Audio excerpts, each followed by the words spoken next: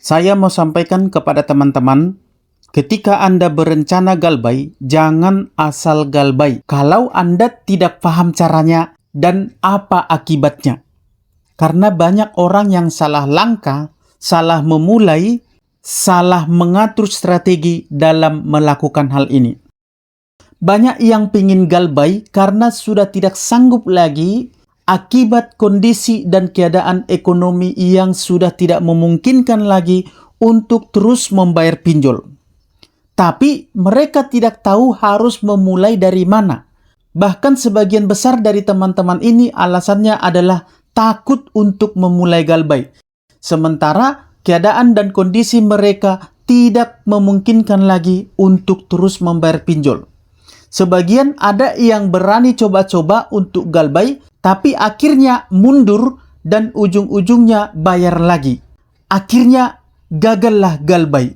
Sehingga orang tersebut jadilah budak pinjol selamanya karena tidak berani galbay atau salah memulai galbay. Kenapa bisa begitu? Ya karena mereka asal galbay. Mereka tidak paham caranya, tidak paham triknya, tapi mereka berani memulainya. Hasilnya, mereka malah gagal atau mundur di tengah jalan. Dan keadaan atau situasi mereka pun semakin memburuk, lebih buruk daripada sebelumnya. Karena kalau yang namanya mundur di tengah jalan itu pasti lebih besar risikonya dan lebih berbahaya bagi Anda. Berikut saya akan paparkan, akan sampaikan, akan jelaskan sedetail mungkin tentang cara memulai galbay yang tepat dan mantap, cara galbay yang aman, supaya Anda jangan mundur di tengah jalan. Karena ketika Anda mundur di tengah jalan, itu akan sangat berbahaya sekali bagi Anda. Bayangkan ketika sebuah mobil naik ke tanjakan, lalu kemudian mundur di tengah jalan, bayangkan betapa bahayanya. Begitulah bahayanya ketika Anda asal memulai galbay, tapi Anda tidak tahu atau tidak paham caranya dan tidak tahu akibatnya. Baik, inilah yang akan kita bahas di video kali ini pada sesi kali ini. Tapi sebelum kita lanjut, saya mau sampaikan dulu kepada teman-teman. Berulang-ulang saya sampaikan kepada teman-teman, bagi kalian yang galbay, yang belum berani galbay, yang masih takut-takut, yang belum berani ambil keputusan untuk galbay, kalian silahkan bergabung ke grup WA dan Facebook P3N, Persatuan Pemberantas Pinjol Nusantara. Kenapa kalian selalu saya tekankan masuk ke grup ini? Yang pertama, grup ini adalah grup galbay yang sudah teruji menyelamatkan banyak teman-teman kalian. Yang kedua, grup ini adalah grup galbay di mana teman-teman kalian yang baik berkumpul di sini supaya kalian bisa saling menguatkan, saling memberikan informasi satu sama lain, saling mensupport, saling berbagi info-info tentang galbay, saling memberikan tips-tips tentang bagaimana cara galbay yang baik dan benar, terutama dari senior-senior galbay kalian yang sudah berpengalaman. Yang ketiga, dengan masuknya kalian ke grup ini, kalian tidak akan sendirian. Kalian akan berkumpul bersama teman-teman kalian yang tentunya senasib, yang ceritanya nyambung, yang bisa saling memahami satu sama lain, yang bisa saling menguatkan satu sama lain karena senasib. Jangan kalian sembarangan cerita kepada orang-orang apalagi yang tidak berpengalaman. Nanti kalian dapat ajaran sesat. Oleh karena itu silahkan masuk ke grup ini supaya kalian punya mental yang kuat, supaya kalian berani memulai galbay dengan benar, dengan aman. Silahkan bergabung lewat link yang sudah saya sematkan di kolom komentar video ini. Baik, kita lanjut ke pembahasan kita mengenai jangan asal galbay kalau tidak paham caranya dan tidak tahu apa akibatnya. Ada 5 hal yang sangat perlu kalian perhatikan ketika kalian memulai galbay. Yang pertama yang akan saya sampaikan adalah pahami risiko galbay itu. Apa-apa saja risikonya dan apa akibatnya ketika Anda mau memulai galbay. Yang pertama yang harus Anda pahami adalah ketika Anda memulai galbay, Anda sudah pasti diteror oleh debt collector pinjol. Oleh karena itu, persiapkan diri Anda untuk menghadapi segala gempuran, segala teroran, segala intimidasi, dan juga segala pemahaman Anda mengenai teroran, intimidasi, dan juga penagihan-penagihan yang disampaikan oleh para debt collector pinjol. Anda harus paham bahwa itu hanyalah hoaks atau karangan-karangan atau cerita-cerita yang sengaja diciptakan oleh para debt collector pinjol hanya untuk menakut-nakuti Anda, hanya supaya Anda bayar. Artinya semua itu tidak akan pernah terjadi. Anda hanya diancam-ancam. Tidak akan terjadi dan belum pernah terjadi. Yang kedua, Anda harus tahu kalau Anda memulai galbay, Anda pasti kena yang namanya BI checking. Apa akibatnya kalau Anda kena BI checking? Yang pertama adalah Anda terblacklist di pembiayaan atau di finance manapun. Yang kedua, Anda tidak akan bisa lagi meminjam modal atau mengadakan pinjaman. Yang ketiga, Anda tidak akan bisa melakukan kredit dalam bentuk apapun lagi. Baik kredit mobil, motor, maupun kredit kepemilikan rumah. Tapi Anda tidak usah khawatir mengenai hal itu. Ambil positifnya saja bahwa ketika Anda kena blacklist berarti Anda sudah tidak berurusan lagi dengan yang namanya riba. Artinya Anda tidak perlu lagi pusing memikirkan cicilan setiap bulan. Anda bisa menabung dan setelah uang Anda terkumpul Anda bisa beli cash. Itu jauh lebih baik daripada Anda kena bunga yang begitu berat.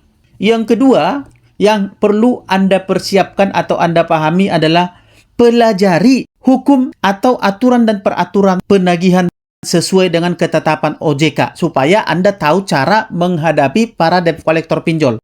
Tentu yang pertama yang perlu Anda pahami dalam hal ini adalah bahwa aturan penagihan itu tidak memperbolehkan debt collector untuk menagih dengan menyampaikan kata-kata yang tidak beretika, memaki, menyamakan dengan kebun binatang, mengancam, mengintimidasi.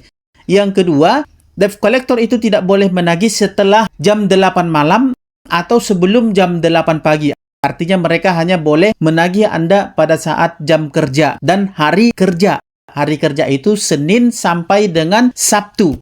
Di luar itu tidak boleh. Kemudian, debt collector tidak boleh memberikan informasi palsu kepada Anda. Tidak boleh menyebarkan data Anda. Tidak boleh menelepon ke orang lain selain ke Anda atau menagih ke orang lain selain ke Anda. Kalau menelepon ke Kondar, mereka hanya boleh menanyai keberadaan Anda. Tidak boleh menagih ke Kondar. Tidak boleh mempermalukan Anda, apalagi menghubungi kontak-kontak yang ada di daftar kontak Anda. Itu tidak boleh dilakukan oleh seorang debt collector. Apabila debt collector melakukan hal itu, maka Anda bisa melaporkannya ke OJK. Apabila debt collector melakukan pelanggaran hukum seperti kekerasan fisik, mengadakan keributan, mempermalukan Anda, menyebarkan data Anda, maka Anda bisa menuntut debt collectornya, melaporkannya sesuai dengan pasal-pasal yang berlaku di negara ini. Contoh Undang-Undang ITE dan juga pencemaran nama baik. Anda bisa tuntut debt collectornya karena itu adalah hak Anda. Yang ketiga, sesuaikan metode atau tips-tips galbay atau cara-cara galbay yang akan Anda pilih. Sesuaikan dengan kondisi mental Anda, dengan kemampuan Anda. Karena tidak semua orang punya kemampuan dan mental yang sama kuatnya. Contoh, ada beberapa edukator galbay yang mengatakan bahwa Anda harus memblokir semua telepon, WA, SMS Anda. Ada juga edukator galbay yang mengatakan bahwa Anda cukup mengabaikan semua bentuk penagihan, WA, SMS maupun teleponan tanpa perlu mengganti nomor Anda. Ada juga yang mengatakan Anda bisa membalasnya dengan cara tegas tapi sesuai dengan hukum dan peraturan yang berlaku. Artinya Anda tidak perlu takut. Ketiga langkah ini tadi, tentu ini berbeda metodenya. Ini yang Anda harus pahami. Dan Anda harus menyesuaikan mental Anda dengan ketiga metode ini. Ketiga metode ini semuanya benar, tapi Anda harus bisa menyesuaikan diri dengan ketiga metode tersebut. Apakah mental Anda kuat, apakah mental Anda sedang, atau apakah Anda tidak berani sama sekali. Jadi Anda sesuaikan dengan metode tersebut. Jangan asal ambil metode yang tidak sesuai dengan kemampuan Anda. Nanti Anda putus di tengah jalan atau mundur di tengah jalan. Itu yang ketiga. Yang keempat, pahami apa-apa saja langkah-langkah yang perlu Anda ambil atau tindakan-tindakan yang perlu Anda ambil atau apa-apa saja yang perlu Anda ketahui untuk mempersiapkan diri Anda sebelum memulai galbay. Contoh, sebelum memulai galbay, ada baiknya Anda bergabung ke grup-grup galbay yang sehat. Karena tidak semua grup galbay itu sehat. Salah satu ciri grup galbay yang sehat adalah berbayar tapi bayarannya tidak terlalu tinggi.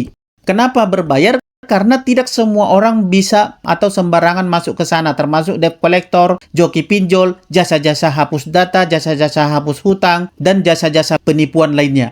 Dengan masuk ke grup Galbay juga Anda jadi punya teman untuk saling berbagi, untuk saling menguatkan, dan saling menasehati satu sama lain, serta berbagi tips-tips seperti yang sudah saya sampaikan di awal tadi. Selanjutnya, Anda pahami bahwa teror debt collector itu hanyalah settingan, hanyalah bohongan, hoax-hoax yang sengaja dibuat oleh para debt collector hanya untuk menakut-nakuti Anda. Sebenarnya semua itu tidak akan terjadi dan bahkan tidak berefek kepada Anda kalau Anda tidak menanggapinya, kalau Anda tidak ambil pusing, apalagi Anda memasukkannya ke dalam hati dan pikiran Anda.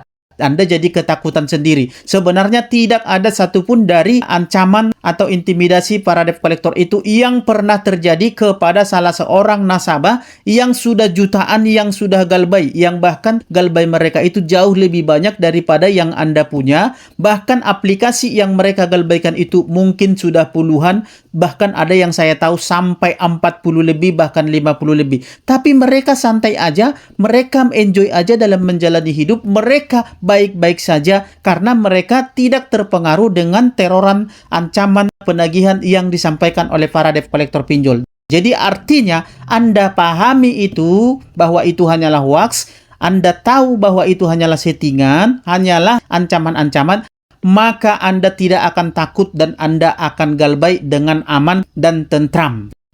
Selanjutnya, persiapkan pemberitahuan atau notifikasi. Jadi sering sekali para debt collector mengancam-ngancam nih, atau bahkan mereka sampai menyebarkan data-data Anda keluar, atau menghubungi nomor-nomor kontak yang ada di telepon Anda.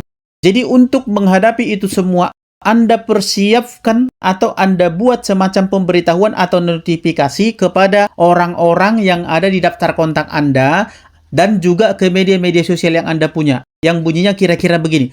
Kepada semua teman-temanku, jika ada nanti yang menghubungi kalian atau menagih kalian dengan mengatasnamakan saya dan mengatakan macam-macam tentang saya, tolong diabaikan. Bila perlu langsung blokir supaya kalian jangan jadi korban berikutnya. Karena data saya sedang disalahgunakan oleh orang yang tidak bertanggung jawab. Mohon maaf karena saya tidak bisa menjaga data-data saya dengan baik dan benar. Semoga Anda tidak jadi korban berikutnya. Katakan begitu, lalu sebarkan ke semua daftar kontak yang Anda punya dan juga ke media-media sosial yang Anda punya. Maka ketika teman-teman Anda dihubungi atau data-data Anda disebarkan, Anda tidak akan merasa malu lagi. Justru mereka akan membantu atau membela Anda. Yang selanjutnya, kalau debt collector datang, Anda perlu perhatikan bahwa debt collector itu datang ke rumah Anda dan Anda adalah pemilik rumah. Artinya Anda adalah tuan rumah, Anda adalah pemegang kendali di sana, dan rumah itu adalah kekuasaan Anda. Jadi Anda tidak perlu takut dengan hal apapun yang akan disampaikan oleh para debt collector, dilakukan oleh para debt collector. Karena ketika mereka melakukan kesalahan, maka Anda bisa menuntut mereka secara hukum, dan orang-orang di sekitar Anda pasti membela Anda karena Anda tinggal di daerah tersebut. Pasti tetangga-tetangga Anda pro ke Anda. Jadi tidak usah takut. Kemudian Anda minta kelengkapan data-data para debt collectornya seperti surat tugas, SPPI, kemudian sesuaikan dengan KTP-nya. Kalau tidak ada data-data tersebut, maka Anda persilahkan debt collectornya untuk pulang. Anda usir bila perlu debt collectornya. Karena Anda berhak melakukan itu, karena debt collector yang tidak punya data-data memang tidak berhak untuk berbicara dengan Anda. Dan masalah hutang piutang itu adalah masalah pribadi. Jadi tidak boleh dibicarakan dengan sembarangan orang. Kalau debt collectornya ngeyel, tidak mau pergi, silahkan teriakin maling atau Anda laporkan ke polisi sebagai tindakan melanggar hukum. Apalagi memaksa masuk ke rumah Anda. Yang selanjutnya, yang perlu Anda pahami adalah Galbay itu tidak sulit, tidak ada yang perlu ditakutkan ketika Galbay. Karena dalam pasal atau undang-undang pun keamanan nasabah itu dijamin oleh undang-undang. Seperti salah satu contohnya adalah pasal 19 ayat 2 Undang-Undang Nomor 39 tahun 1999 yang mengatakan bahwa tidak seorang pun dapat dipidana penjara hanya karena ketidakmampuan orang tersebut untuk membayar hutang.